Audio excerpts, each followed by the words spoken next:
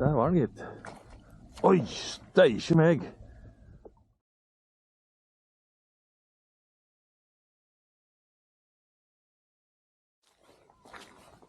Hallo, folkens. Nå er jeg altså på plass i selveste Storørretens rike.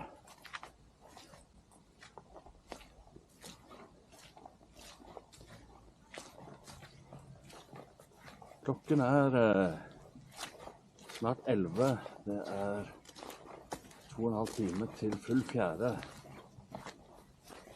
11 om kvelden, altså. Og jeg har egentlig sittet i bilen og ventet på at sjøen skal gå ned, sånn at jeg kan gå her hvor jeg går nå.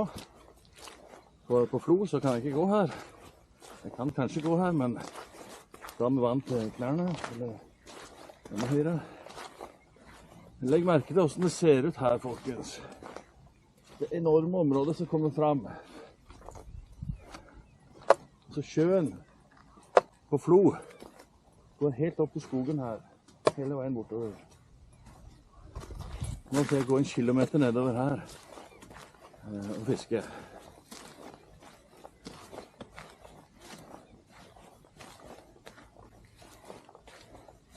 Jeg var ute og fisket litt tidligere i dag også. Da var det også fjære. Da kom jeg litt senere enn det gjør nå. Nå er sjøen på vei ned fortsatt. Så dere kan jo kikke litt på det. Og se hvordan det gikk, mens jeg tukler nedover her. Klokka er 1:15 midt på dagen. Det er steikende sol, og det er vanvittig varmt. Jeg ser disse folka som står her og fisker, de står altså i shorts og vader. De har kastet vadebuksene, eller kanskje ikke de hadde vadebukser, I don't know. Men det er varmt. Det er skikkelig varmt. Og det er 1,5 time til full fjære. Og jeg kan faktisk aldri huske å ha sett fjæra så lav her. Men det betyr jo at man kommer langt ut. Her handler det om å kaste ut i marbakken. Skulle du fiske på Flo her, så hadde du blitt stående oppå der et eller annet sted. Kaste. Jeg vet ikke om dere ser det, men det er en mørk kant et stykke uti. Det er målet. Kaste ut i den, ut forbi den. Der er det fisk. Jeg ser i hvert fall tydelig marbakken, og den er ikke langt ut der nå. Når jeg vader ut nå, så kan jeg sikkert nesten vade ut til marbakken. Men den grommeste spotten her nede, det er ute på tuppen her ute. Der pleier det å stå folk. Men det er ingen der nå, så jeg går dit. Det er helt vanvittig hvor mye strand som kommer fram på fjæra her. Spesielt nå når det er ekstra lav fjære. Men altså, når det er Flo, så går vannet opp til skogen der oppe.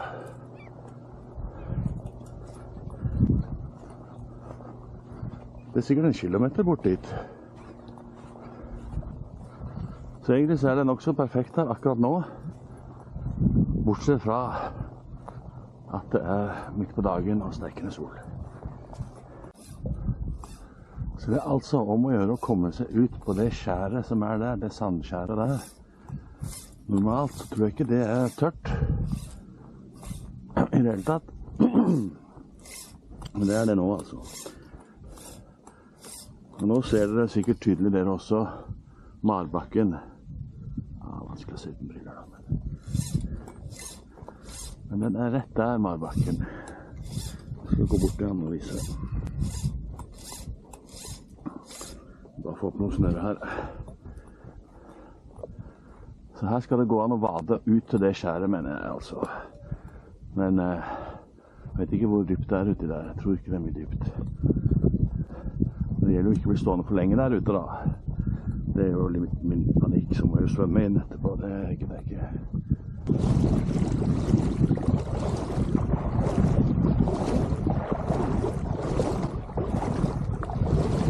Her begynner marbakken. Her går det ned. Her er det mørkt. Ser du det foran meg her nå? Her er det mørkt. Der svømte det flyet. Her uti står fisken.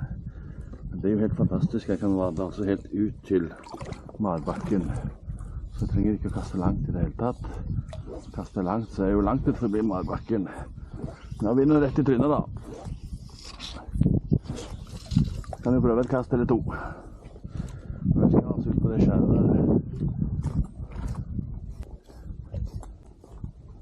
Der nappet det. Der nappet det igjen. Det er disse her flyndrene, man tror. Jeg har fått flyndre før her, jeg.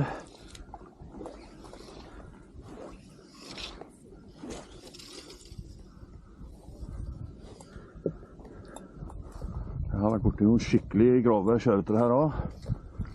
I fjor. En rettet ut kroken min. Og slapp.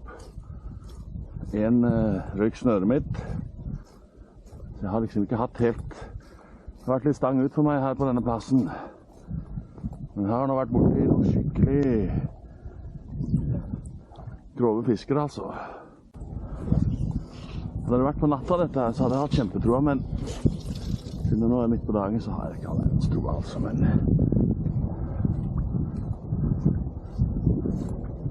Det er bare å prøve. Det er 4 2 ganger i døgnet, så det er da man kan fiske her. Så må vi bare fiske.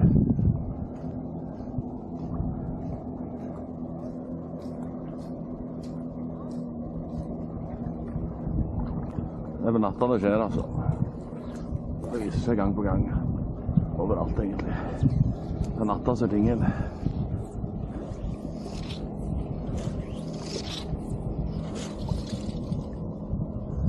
Det er veldig dødt, altså. Jeg har ikke sett ett vak ennå.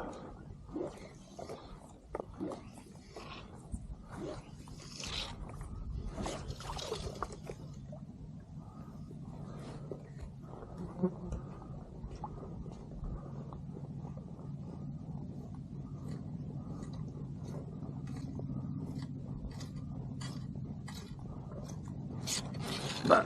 Se der. Jeg tok snøret ut av hånda mi. Nå føler det så rolig.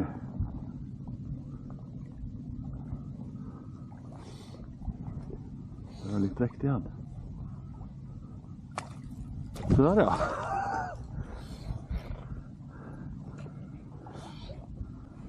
Det er kjøret, det, vet du. Rette sorten. Den er ikke veldig stor, men...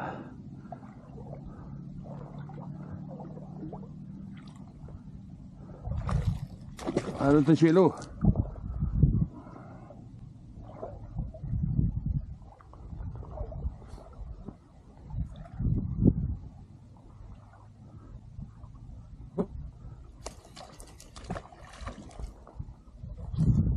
Oi, oi, oi. Nå våkner han til liv.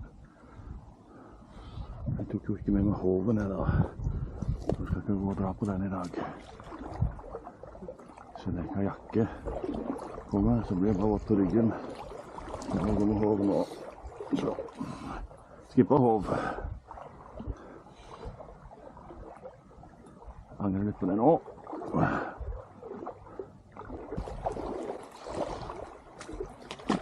Jeg vaker på 20 cm dyp på den der. Eller hopper. Men nå, kompis, må du bare gi etter, så skal du få svømme videre. Så får det løs.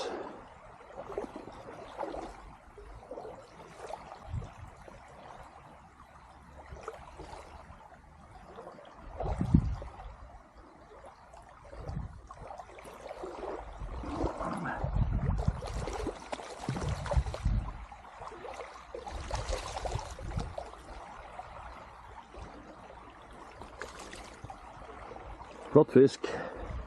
Nydelig fisk. Den har ikke fulgt 1 kilo heller, men det gjør ingenting.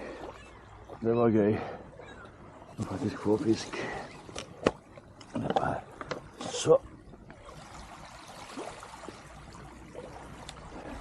Nydelig fisk i godt hold.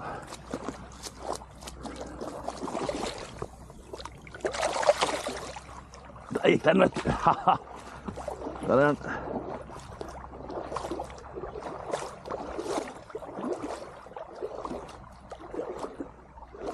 Den var sige sagt ut.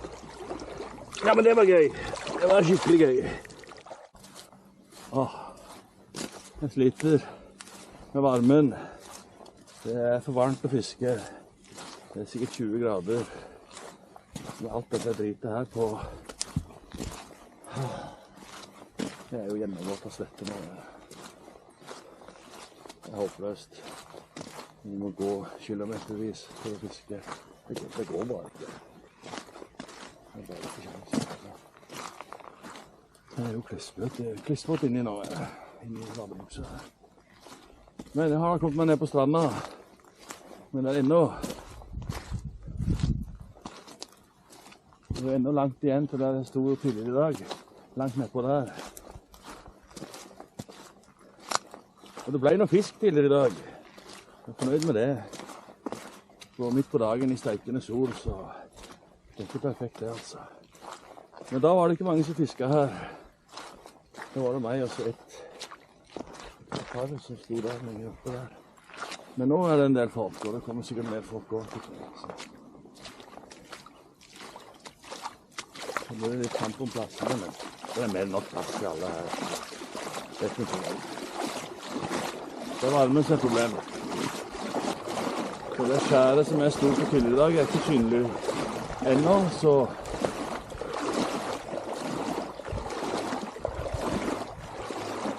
jeg vet ikke helt hvor det er. Det er langt ned på der en eller annen plass.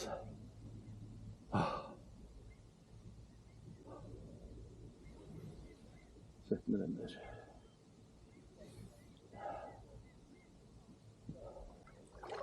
Her ser du altså disse enorme områdene som kommer frem da på fjæra. Det er helt frodig. Kilometer. Flere kilometer sikkert. På fjæra så kan man godt kjørt flere kilometer ut. Det er helt rett.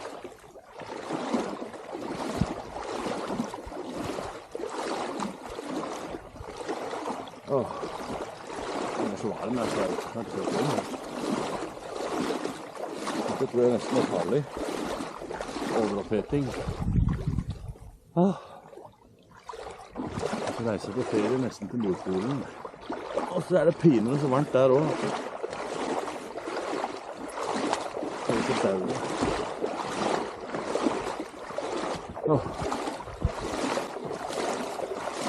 Det ser ut som det blir tropenatt i dag.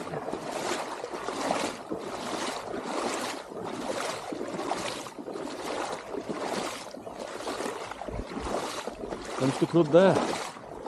At man er plaget med tropenetter her oppe på Nordpolen. Skåret, altså. Ja, da er jeg endelig ute i vannet. Og i dag, nå, fisker jeg altså med Scott Sector. Klasse 6. Rio Coastal Quickshooter klasse 6. Og så har jeg på en vaskebjørn.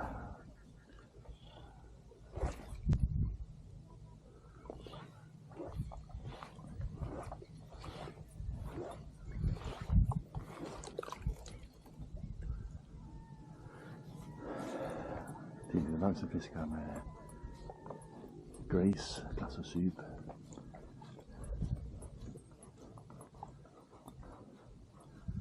Det snøret var jo helt kaputt.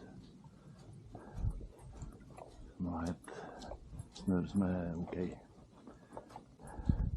Og min favorittstang, og for så vidt snøre også. Så det er ikke noe å skylde på her. Jeg har litt vind fra min høyre.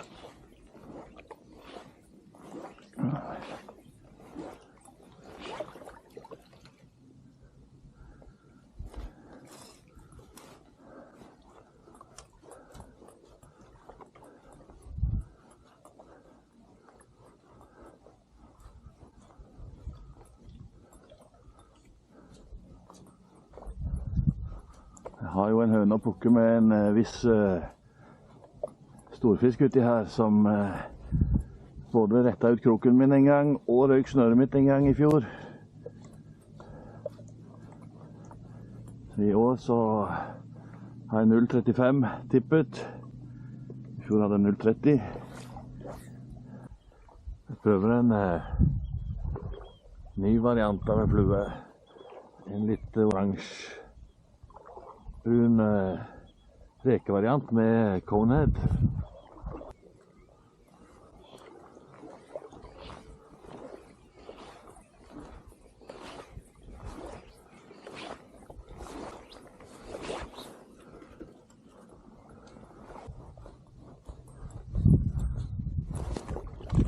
Der sitter det et eller annet.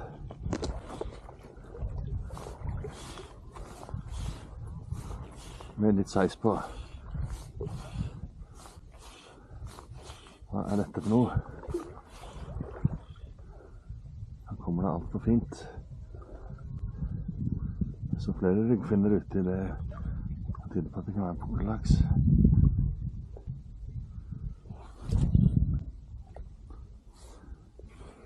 Det er noe med en viss størrelse på.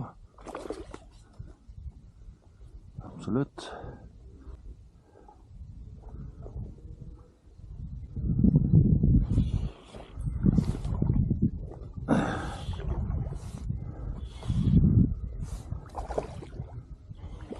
Det ser ut som en pukkellaks.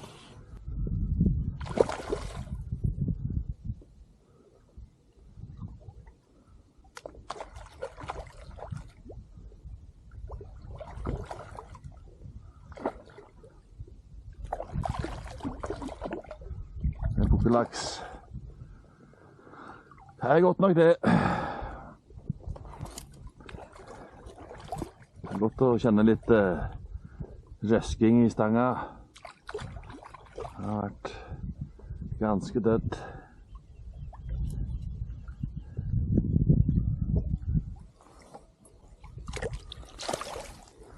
En stykk pukkellaks. Good, good, good, good.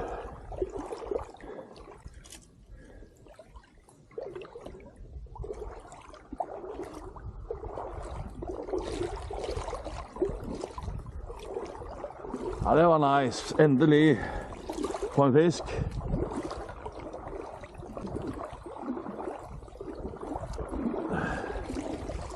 Det er alltid gøy å få fisk. Pukkellaks, det er gøy å få pukkellaks. Feiter godt i. Fin size og 1,5 kilo ish. Så det var nice det. Her var slukten.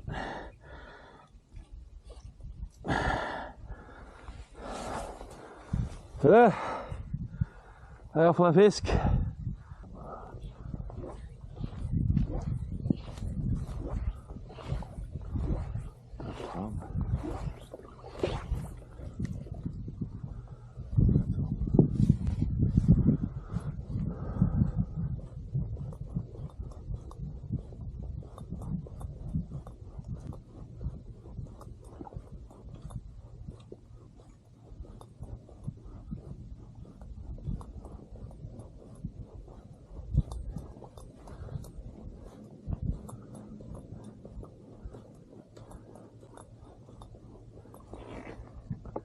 Der var den, gitt.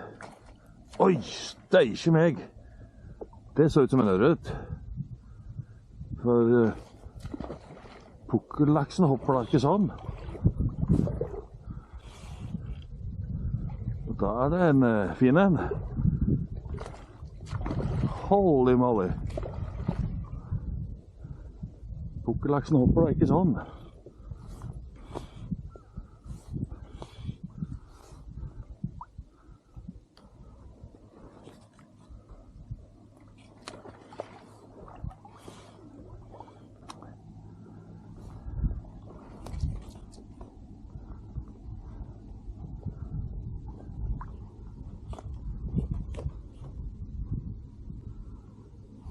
Dette må være en ørret.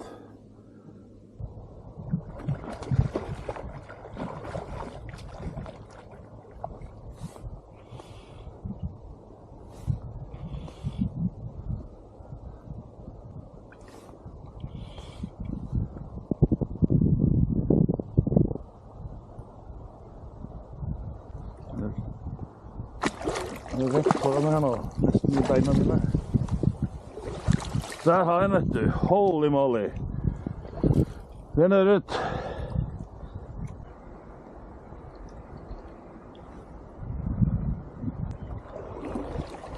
Han er blytung nå. Det må være 2 kilo.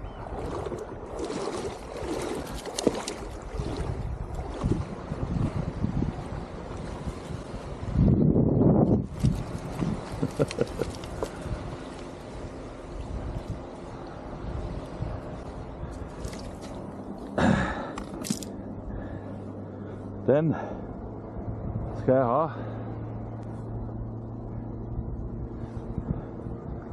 For den er fin.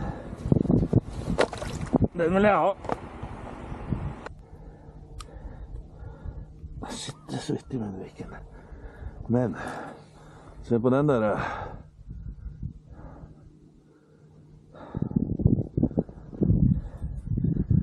Det er fisken sin det. Det er fisken sin det, du. Se den. Han er ikke fullt 2 kilo, men han er ikke så langt unna.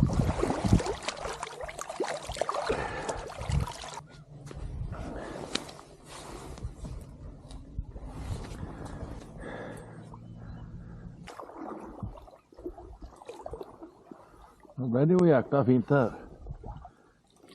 Roa vinden seg også. Kom sola og fisken og bare velstand. Nei, men det er den der tålmodigheten. Det er ganske trått her i dag. Helt til nå. Det er ingen andre som fisker lenger. De har gitt opp.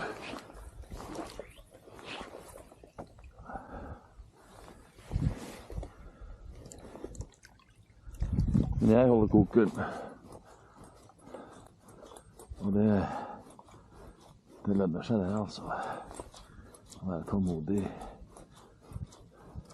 Oi! Der vakka det noe der nede. Den ørreten kom jo ut av intet. For å si det sånn, det var ikke noe vak jeg kastet på eller noe som helst. Han bare bang! Og det var rett foran meg. Det var ikke særlig langt ute. Han kan jo ha følt etter den, altså, men det har vært en del sånn fisenapp. Har jeg hatt en del av i dag. Det er sikkert noe smått som holder på.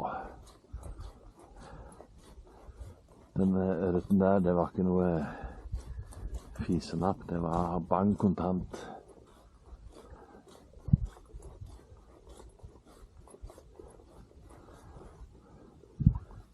Det var utrolig kjekt og må jeg si vel fortjent etter stang ut noen ganger her på denne plassen.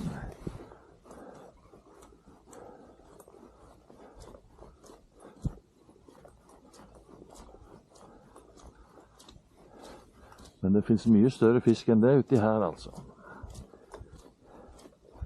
Men han var fin. Han var ikke så langt under 2 kilo.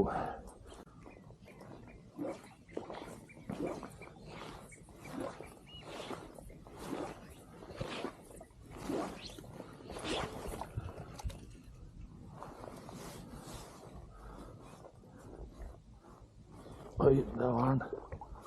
Nappa før jeg begynte å dra.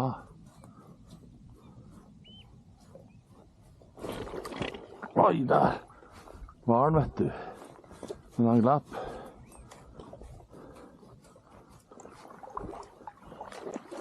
Jeg får kaste etter den der. Det er helt sikkert at det er nå.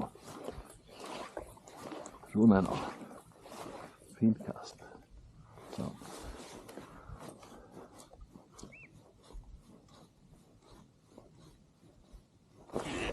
Der var han, vet du.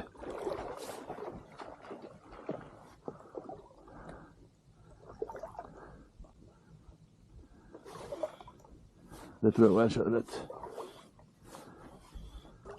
Hva er det du har tenkt deg, kompis? Skal du bare dasse?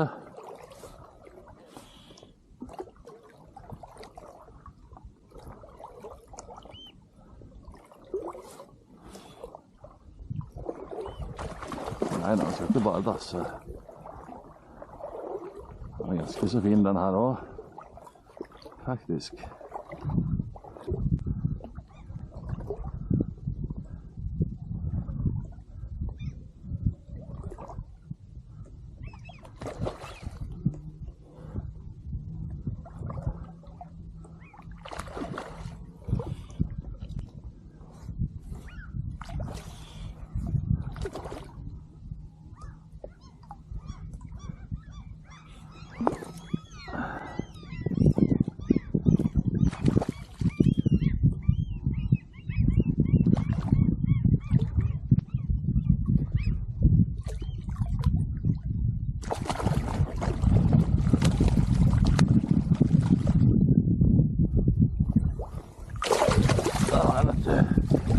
Oi, oi, oi.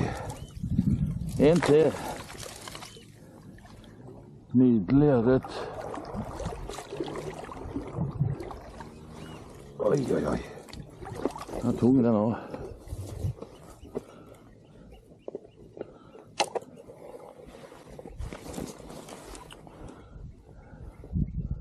Sitter du i kroka da, kompis? Sitter i munnviken du også. Aldeles nydelig fisk dette her også. Nå ser vi at jeg får krokene av. Ja da, den satt ikke veldig godt. Den skal få gå. Oi! Faen òg.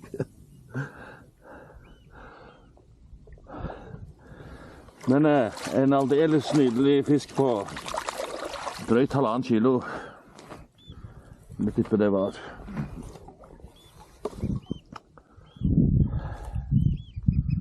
Men nå må jeg opp og berge de andre 2 fiskene mine. De ligger nå i sjøen.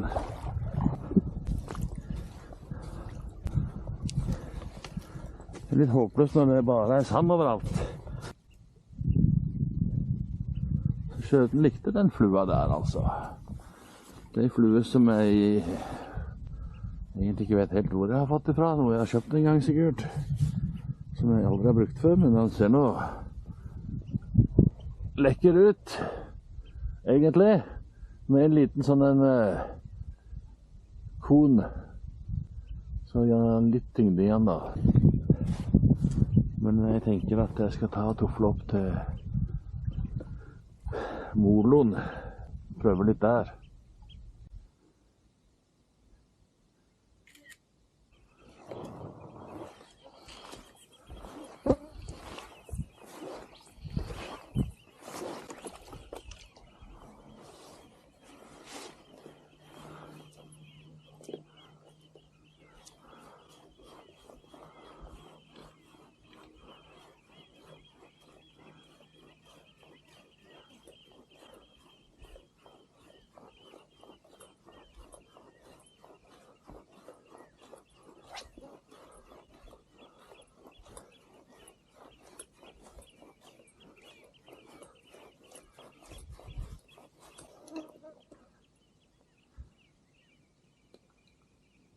Fisketter.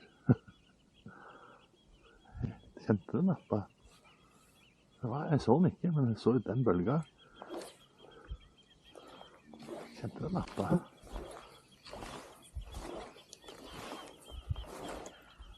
Faen.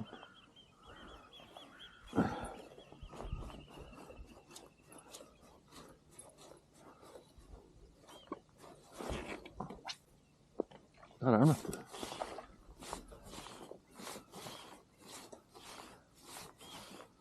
Det må være pokker.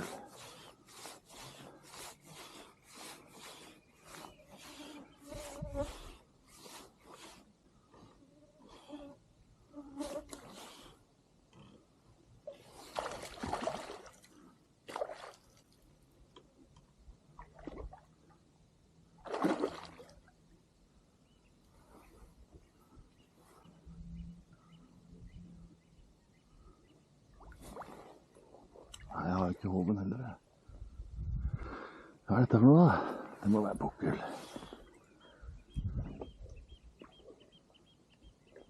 Det må ikke være en til kjøret vel.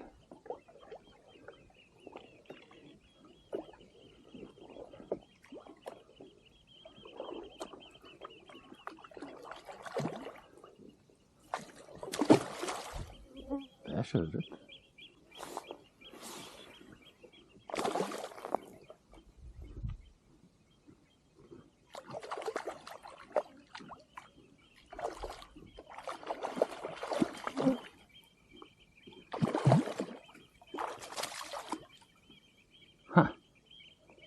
Det er kjøret. Ikke så stor, men du har slukt den aldeles også, du, kompis.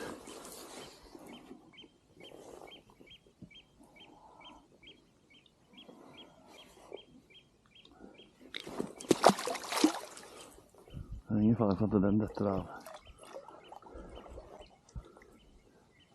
Han har slukt den aldeles.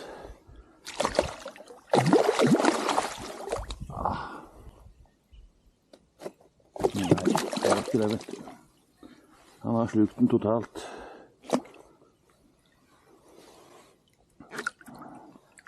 Så det er ikke håp for den. Han blør også. Nei, nå pakker jeg sammen. Og så var det jo kjekt da å endelig lykkes her i storørretens rike. Hvis jeg lykkes bra i dag. Det er ikke noen monsterfisk, men 2 flotte sjøørreter og en liten sjøørret og en bukkellaks. Og så en sjøørret tidligere i dag også. Ganske bra, vil jeg si. Godt fornøyd der. Så med det så sier jeg takk for i dag. Og så går det vel ikke så lenge før det kommer en ny film, tenker jeg. Så ses vi da.